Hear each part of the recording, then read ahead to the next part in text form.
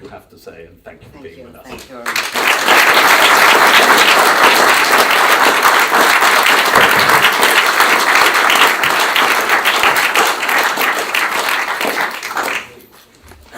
Well, good morning to everyone.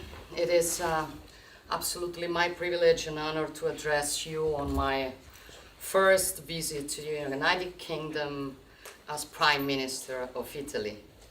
I would like to express my gratitude for the invitation to this prestigious institution.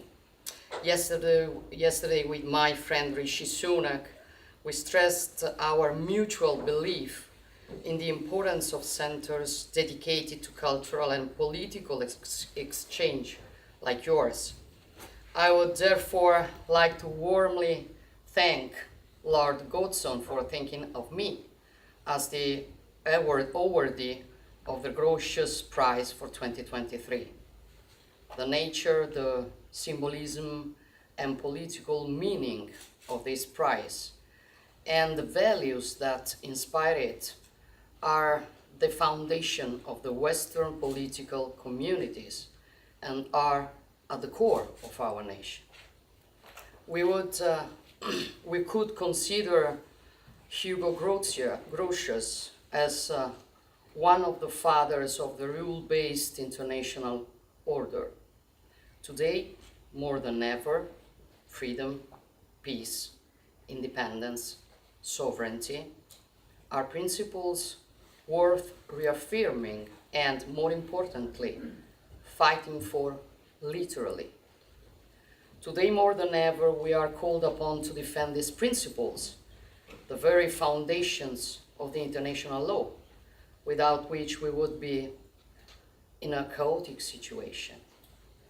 The Ukrainian people have proven that there is something stronger than missiles and tanks, and it is the love for freedom, an unbreakable force, because it is born and grows within us.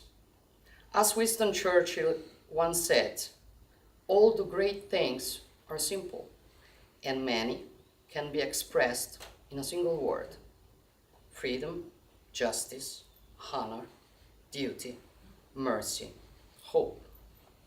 This is the true lesson that Ukrainian patriots have reminded each of us.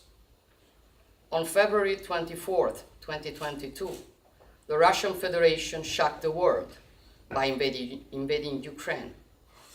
Putin's goal was to make Ukraine a vassal state, denying its national identity. But that plan failed. Against the courage of those who love their nation and are not willing to lose their identity, their sovereignty, their freedom.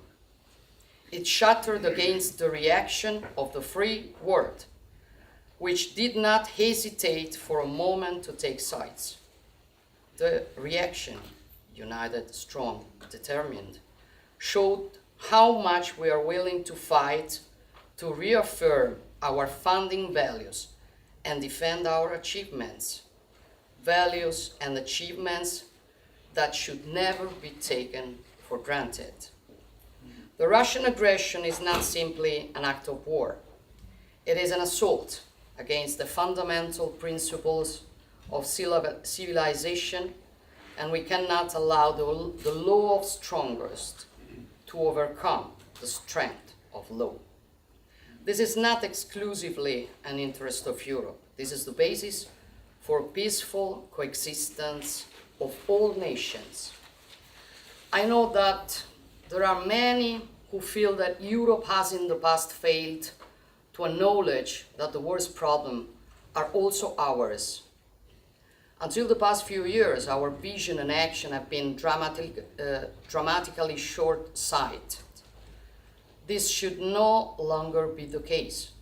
We have to boldly tackle together the challenges of the 21st century, and the time is now. Will the nation we call the Global South follow us?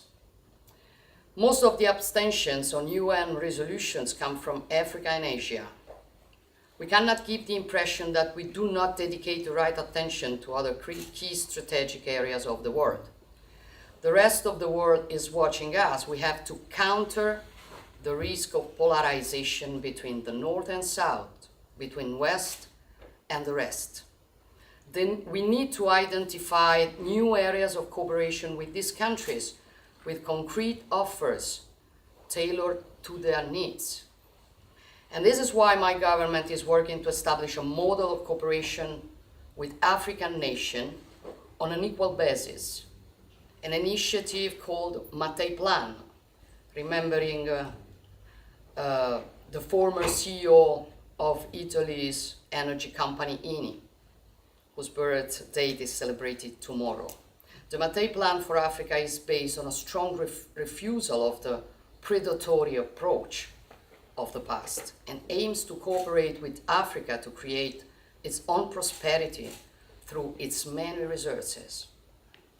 So, dear Lord Gods and dear guests, it is a time of uncertainty and crisis, a time in which all of us as individuals, populations, and nations have the opportunity to prove ourselves. A crisis can be the engine of a choice, of an action, of a change. From a crisis, we can emerge stronger and freer, and we can track the direction of a new path, a path in which we must have the ability to preserve what is precious and irreplaceable: our identity, our history, our values, the civilization we built. We don't stand with Ukraine because we like the war. We stand with Ukraine because what we want to defend is stronger than the fear of war.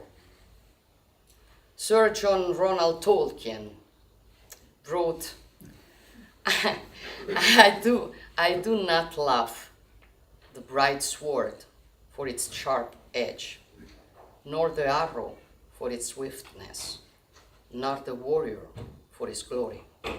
I only love which I defend. The way is not to erase our home. It is not to give up our freedom or our values. The way is to love our home and to make it even more solid and strong in bad weather. And Roger Scruton said it best. The real reason why people are conservative is that they are attached to the things they love. This is the time ahead of us, and this is exactly the time we intend to live. Grazie a tutti.